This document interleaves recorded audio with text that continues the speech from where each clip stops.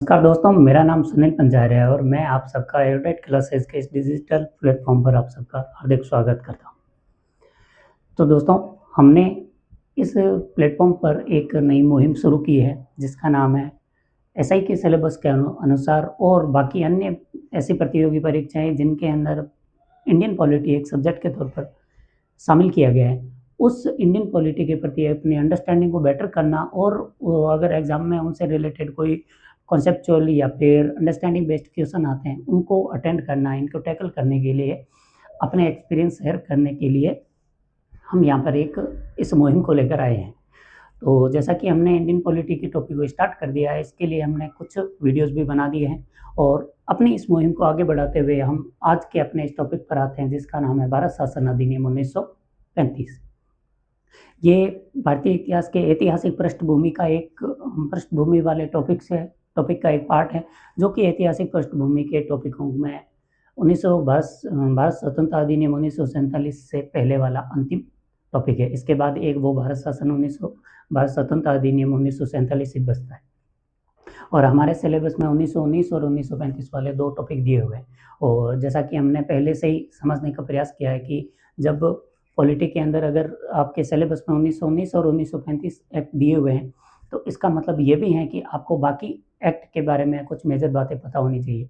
और ये सारी बातें हमने सिलेबस को, जो बिटवीन द लाइन्स वाला पोर्शन होता है, उसके अध्ययन के लिए हमने सिलेबस पर एक अलग से वीडियो बना रखा है। आपको अगर जानकारी चाहिए तो उस वीडियो को आप दोबारा देख सकते हैं। चलिए, तो हम अपने इस मुहिम को आगे बढ़ाते हुए आज की क्लास के इन टॉपिकों पर चर्चा करते हैं।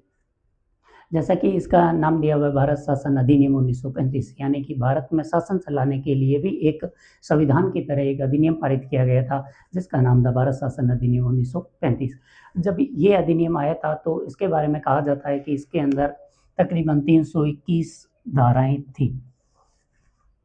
ये छोटी बात तो है नहीं, यानी कि भारत पर शासन चलाने के लिए भी ब्रिटिश सरकार ने लगभग एक प्रकार का संविधान बना दिया था जो 1935 था। तो इतना बड़ा संविधान, पहले तो ये भी जानने में रोचक होगा कि इतना बड़ा संविधान इन्होंने किस आधार पर बनाया, जो कि हमारे टॉपिक की पृष्ठभूमि नाम ले रखा है।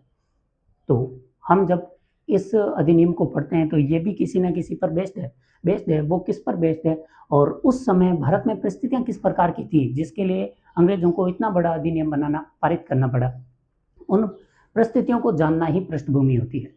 तो अगर हम बात करें, यहाँ कहानी चल रही है 1935 की। 1935 से पहले पिछले कुछ सालों के दौरान भारत के अंदर कई प्रकार के परिवर्तन हो रहे थे। एक तरफ भारत के राष्ट्रवादी आंदोलन चला रहे थे और दूसरी तरफ ब्रिटिश सरकार भी अपने आप को इंडिया के अंदर स्थायी रूप से जमाए रखने के लिए भी कुछ प्रयास किए जा रहे थे। इस संघर्ष के दौरान जो माहौल बना हुआ था उसके बारे में देखते हैं क्या हो रहा था।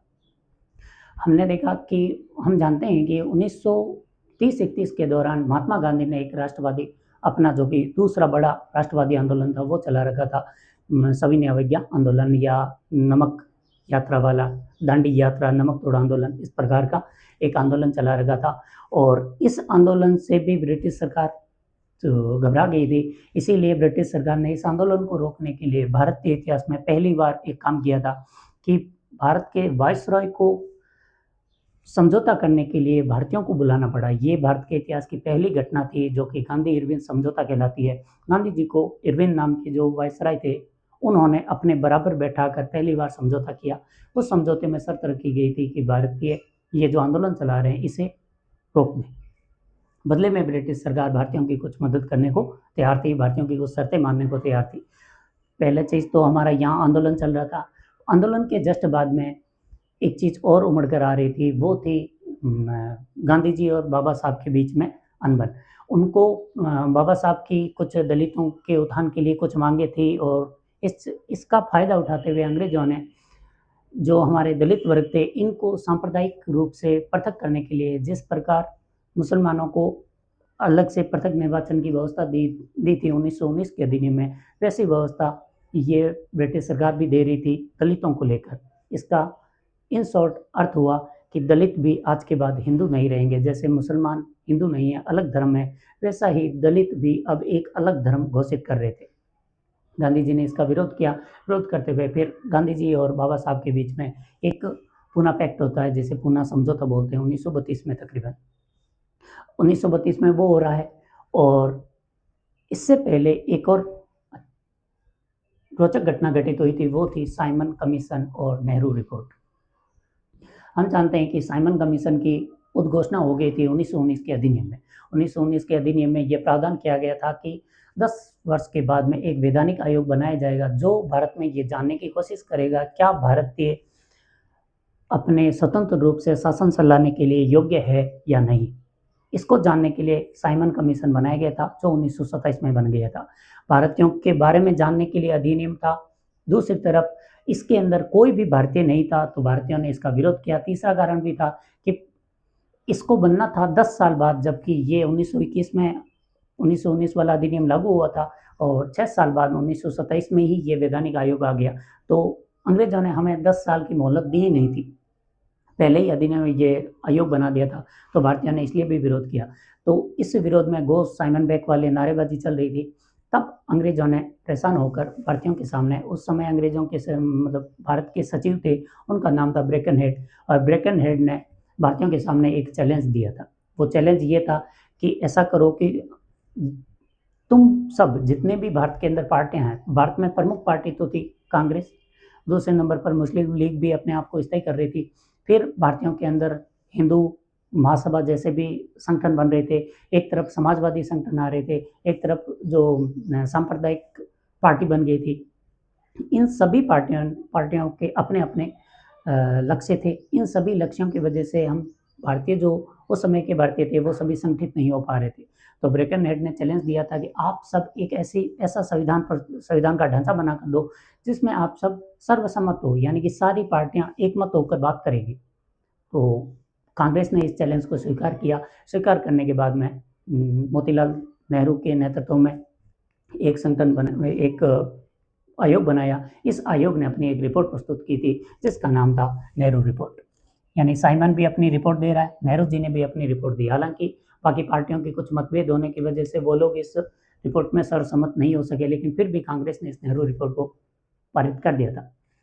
फिर जब नेहरू रिपोर्ट भी विफल हो गई और साइमन रिपोर्ट भी आ चुकी थी, तो ऐसे में अंग्रेजों ने, और यहाँ पर कांग्रेस को भी सविनय अवज्ञा आंदोलन रोकने के लिए मना लिया था, तो फिर इन्होंने एक राउंड टेबल कॉन्फ्रेंस बुलाई, यानी जिसे बोलते हैं गोल मेज सम्मेलन।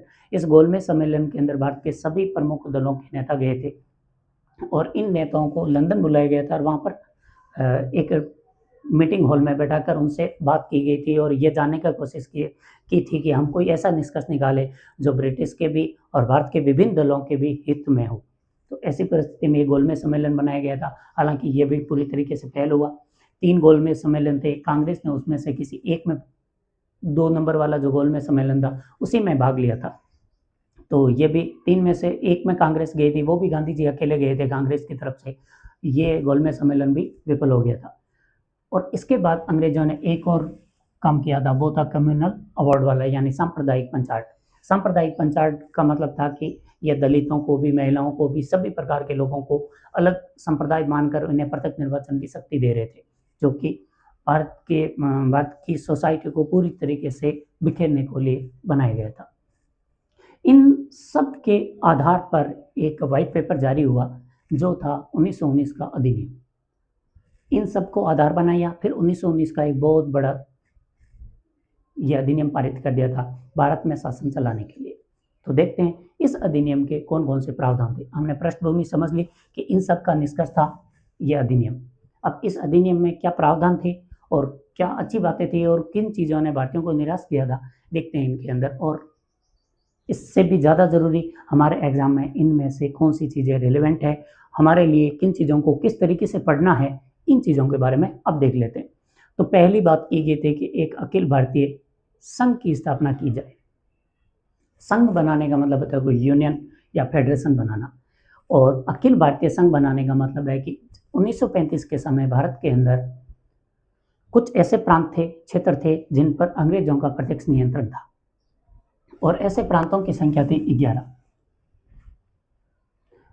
4 ऐसे प्रांत थे जहां पर अंग्रेजों का नियंत्रण तो था, जैसे आज के समय में हमारे यहाँ 28 राज्य और 8 केंद्र शासित प्रदेश हैं, वैसे ही उस समय पर कुछ कमिश्नरेट क्षेत्र थे अंग्रेजों के अधीन, जो कि 4 थे।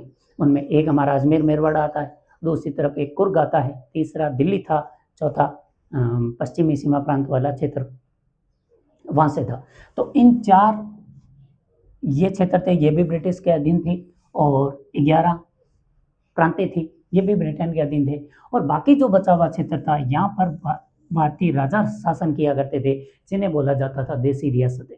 तो अंग्रेजों ने पहला मतलब इस अधिनियम में पहला प्रावधान किया गया था कि भारत के अंदर ये भारतीयों को मिलाकर एक संघ बनाया जाएगा। इस संघ के अंदर इन दोनों को तो संघ में शामिल होना कंपलसरी है, ये रियासतें अपनी स्वतंत्रता पर है, यानी कि ये चाहे तो भारतीय संघ के अंदर शामिल हो सकती है, ये चाहे तो अपने आप को स्वतंत्र घोषित कर सकती है। लेकिन रियासतों को ये चीज़ मंजूर नहीं थी, इसलिए ये संघ कभी अस्तित्व में नहीं आया।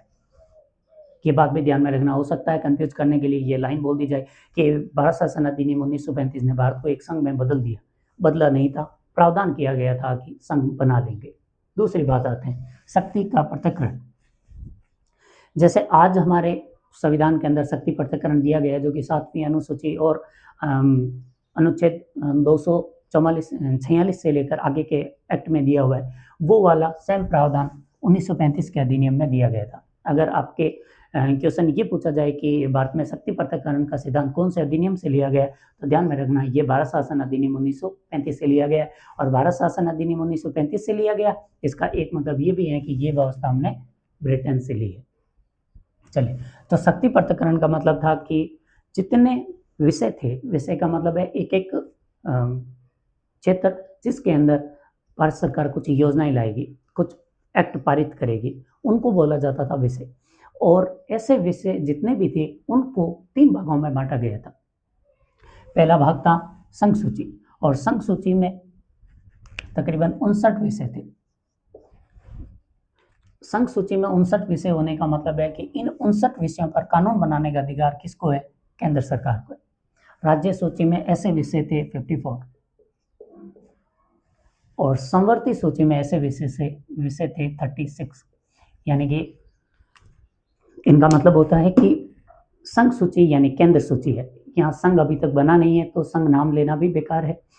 केंद्र सूची में 59 विषय थे, यानी कि 59 विषयों पर कानून बनाने का अधिकार जो ब्रिटेन की यहाँ वाली वायसराय वाली जो दल था, यानी वायसराय के कार्यकारी परिषद और धारासभा, ये वो बनाएंगे इन पर अधिनियम। इन विषयों से रिलेटेड कोई भी अधिनियम राज्य नहीं बना सकते। और राज्य सूची में 54 विषय थे, तो इसका मतलब है इन पर कानून बनाने का अधिकार भी राज्यों को था। राज्यों के बाद एक सूची और ऐड की गई थी, वो थी संवर्ती सूची। संवर्ती सूची में विषयों की संख्या थी 36।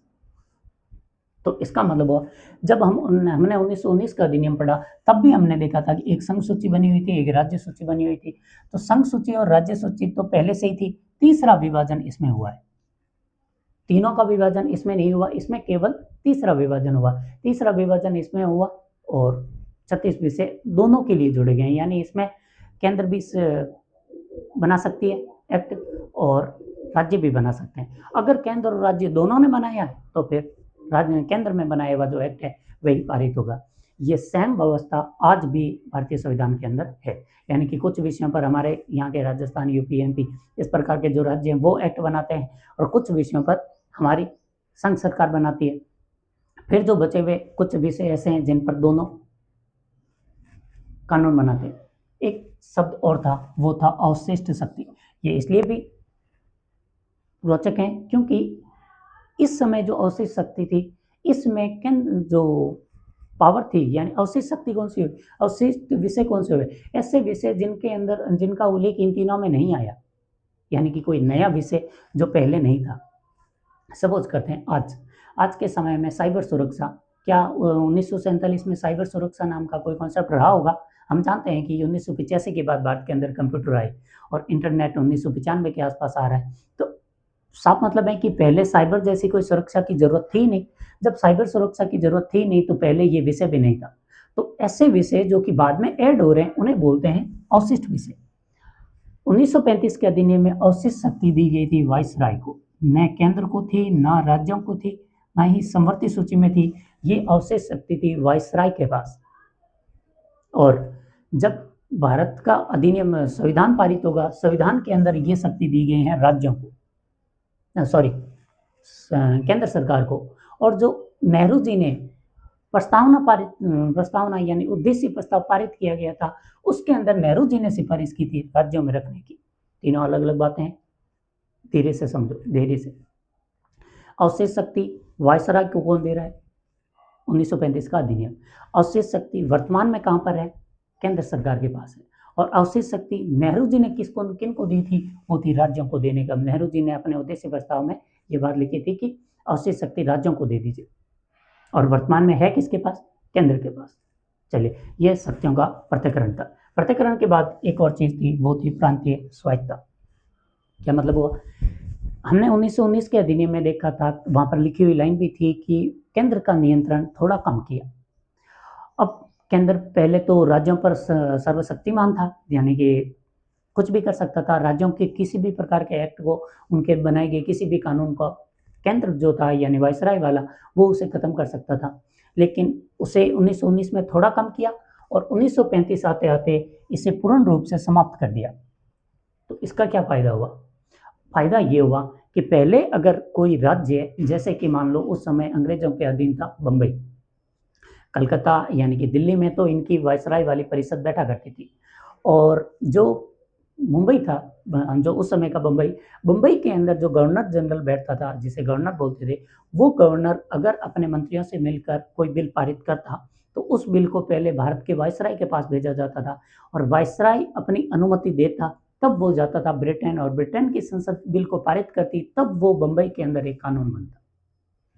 यानी बम्बई का गवर्नर बिल बना रहा है, वो भारत के वायसराय के पास जा रहा है, वायसराय से जा रहा है लंदन, लंदन से घूमकर वापस आ रहा है, तब बिल बन रहा है। ये जो वायसराय वाला गवर्नर पर कंट्रोल था, इस कंट्रोल को पूरी तरीके से हटा दिया। हटाने से प्रांतें क्या हो गई? स्वायत्त हो गई, यानी स्वतंत्र हो गई। और प्रांतों के स्वतंत्र होने का मतलब हुआ कि अब जो बम्बई का गवर्नर है वो अपना बिल पारित करके सीधा कहाँ भेज सकता है?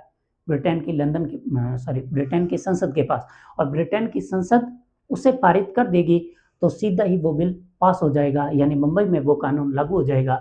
तो अब वायसराय का जो इस पर कंट्रोल था वो पूर्ण रूप से समाप्त कर दिया। इसे बोलते हैं प्रांतीय स्वायत्तता, और ये एक स्पेशल पॉइंट था, पहले ऐसा नहीं था।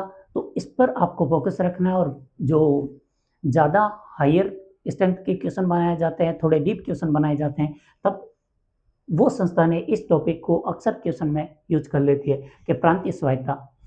एक तरफ 1919 के अधिनियम की विशेषता थी उत्तरदायी सरकार की स्थापना करना प्रांतों में, और यहाँ पर है प्रांतों को पूर्ण रूप से स्वायत्त करना। उत्तरदायी सरकार वाला अलग था, स्वायत्तता वाला अलग है। तो ये एक मेजर बदलाव था। फिर आते हैं, एक आता है द्वैध शासन।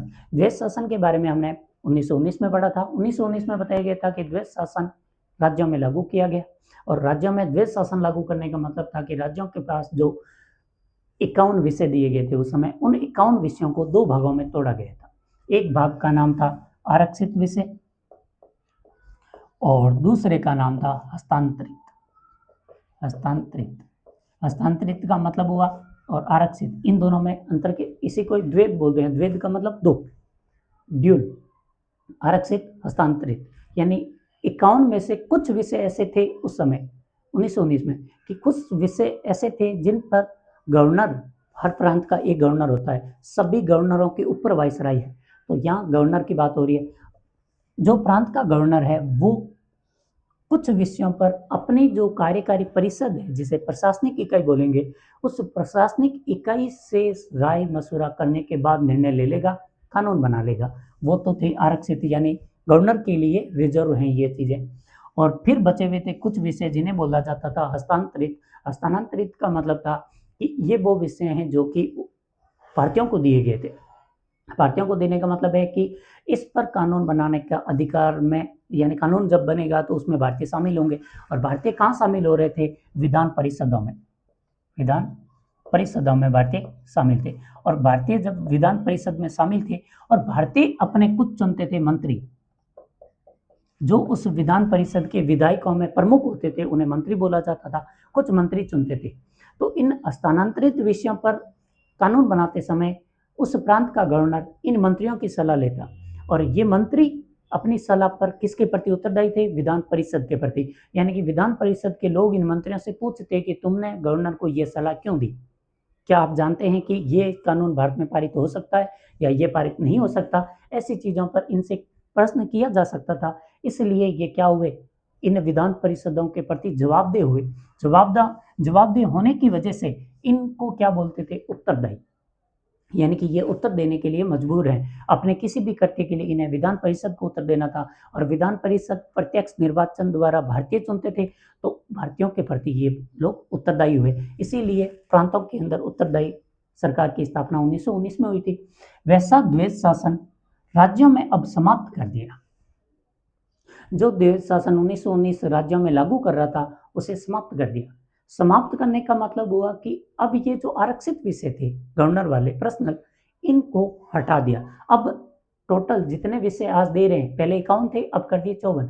ये 54 के 54 विषयों पर 54 के 54 विषय हस्तांतरित है। यानी कि इन पर कानून बनाते समय वहां का गवर्नर इन मंत्रियों की सलाह लेगा जो इनके प्रति जवाबदेह होंगे, उत्तरदायी होंगे। तो अब राज्यों में कैसी उत्तरदायी व्यवस्था आ गई? राज्यों में पूर्ण उत्तरदायी सरकार हो गई है।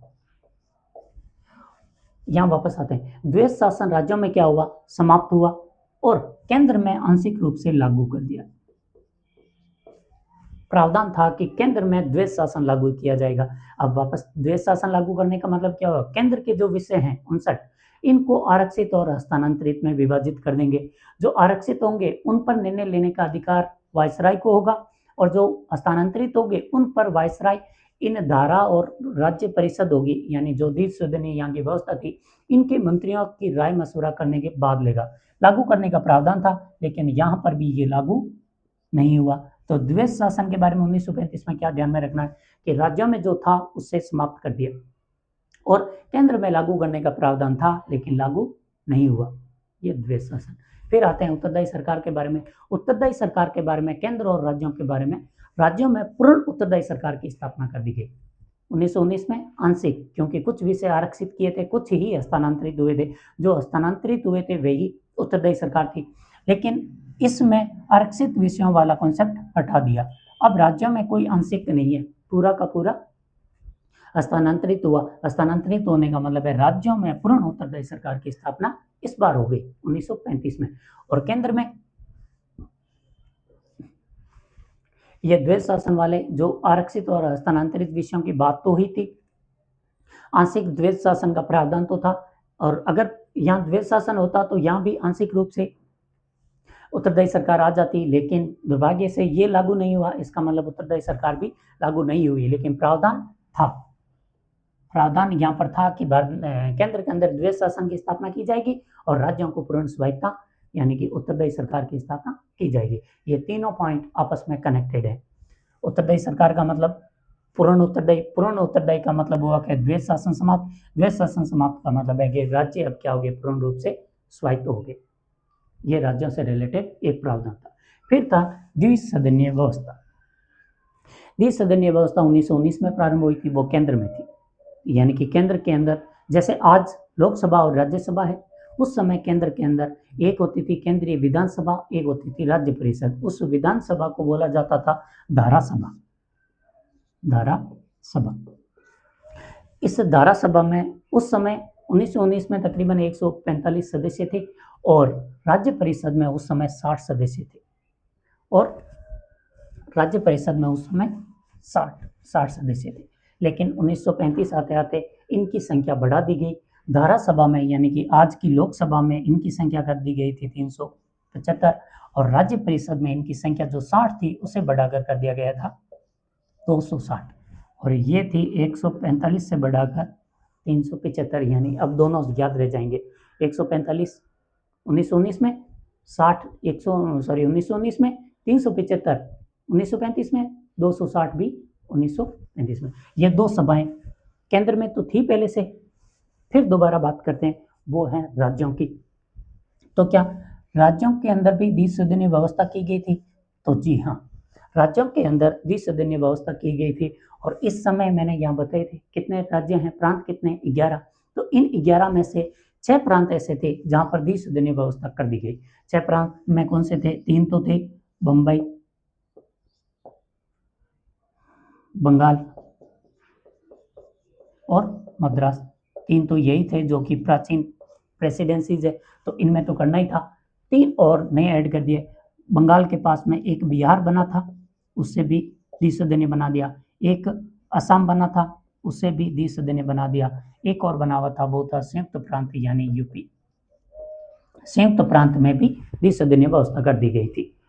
जैसे कि वर्तमान में इंडिया में 28 में से ऐसे कितने 6 राज्य हैं जिनके अंदर द्विसदनीय व्यवस्था है। 6 राज्यों में द्विसदनीय व्यवस्था होने का क्या मतलब है कि यहाँ पर विधानसभा है और विधान परिषद भी है।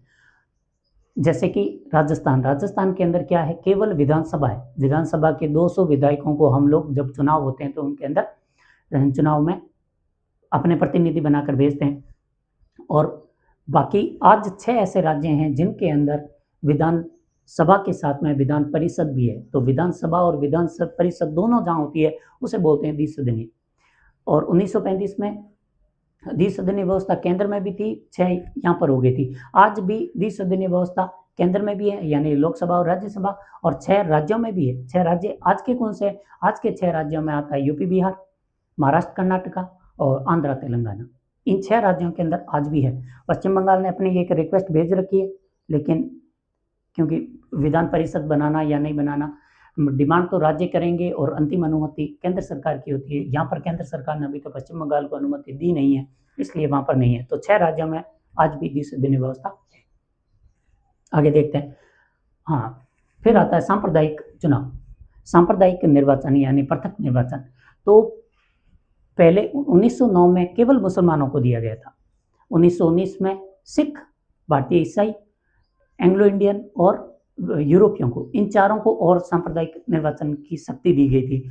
अब 1935 में आते आते इसका और प्रसार किया गया था। इनमें दलित, मजदूर, महिला वर्ग, इनको भी सांप्रदायिक निर्वाचन के लिए सांप्रदायिक निर्वाचन का प्रसार कर दिया था। यहाँ तक इसी को ही बोलते हैं कम्युनल अवार्ड, यानी ये प्रावधान कहाँ से आ रहा है? कम्युनल अवार्ड से, यानी कि सांप्रदायिक पंचायत से।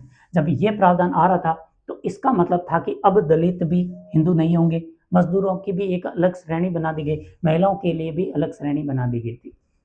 लेकिन महिलाओं को पृथक नहीं है, मतलब बाहर नहीं किया था हिंदू धर्म से। बाकी प्रावधान इनका इरादा वैसा ही कुछ था कि अलग से तोड़ दिया जाए। लेकिन इस दलित वाला मुद्दा ज़्यादा गहरा गया, गर्मजोशी वाला हो गया था, और जिस पर बाबा साहब और गांधी जी के बीच में फिर आपसी सहमति करवाई जाती है, और उस आपसी सहमति के आधार पर दलितों को अलग से एक धर्म घोषित करने की बजाय इनको आरक्षण दे दिया गया था। आगे बढ़ते हैं।